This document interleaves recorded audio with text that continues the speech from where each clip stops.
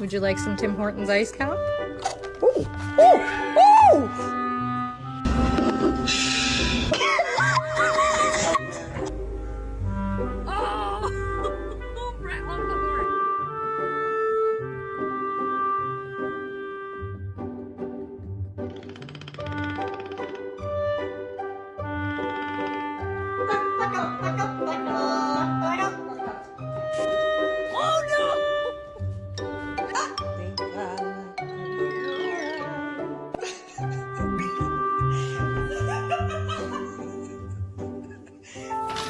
Excuse me, sir.